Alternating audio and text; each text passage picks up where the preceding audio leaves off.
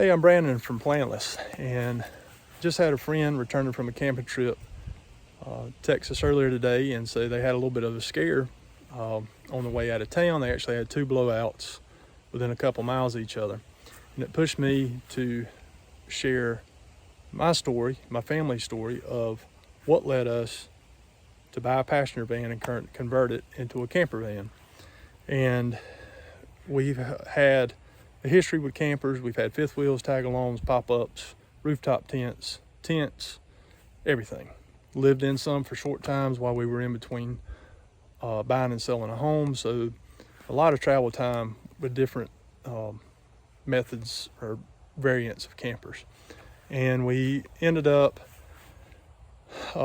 booking a motorhome a few years back to travel out west, and we were just in awe of how easy it was to travel with the small children.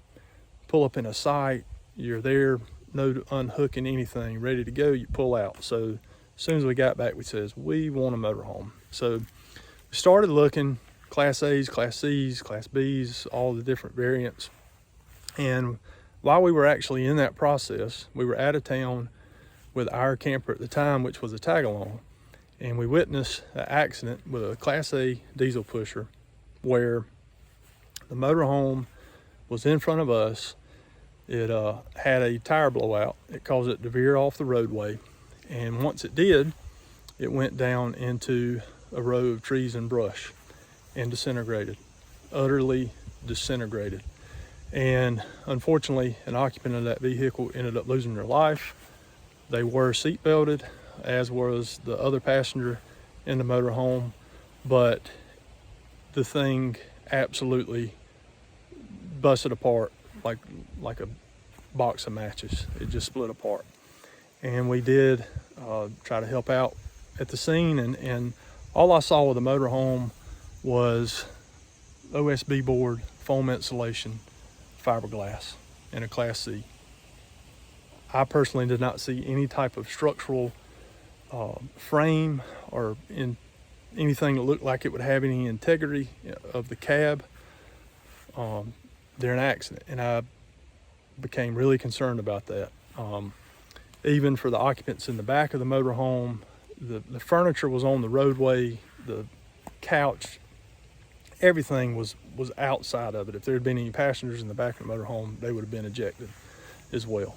So seeing that and being in the process of looking for a motorhome, my wife and I pulled off and we said we will absolutely never have a motorhome. So I started doing some research, which I recommend you to do as well.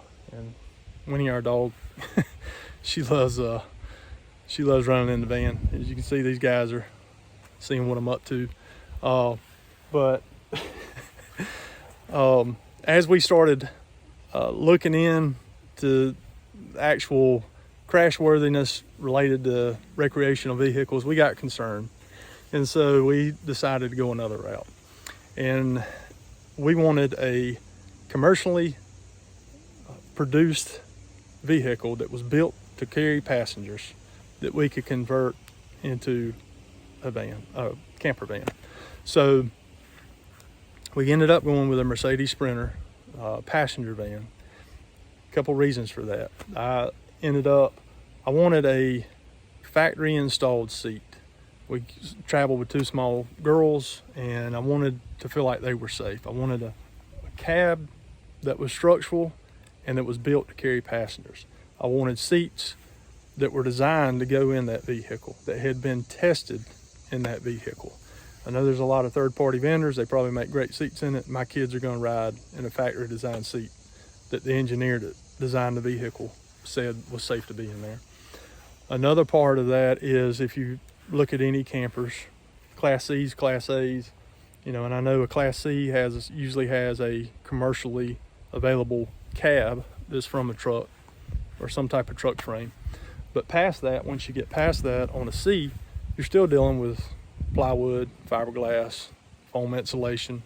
It may have some type of aluminum built for the box, but it's not going to be built to the strength as an actual vehicle. It's mainly probably there just to hold the walls up and anything within it.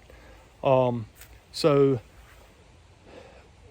also is anything that you see in those most campers is OSB board, cheaper materials that, as I said, from seeing this accident, told me that I don't want a vehicle with that in it. So inside of this van, we built everything out with aluminum framing. Anything that is in this van is attached to the actual structure of the van.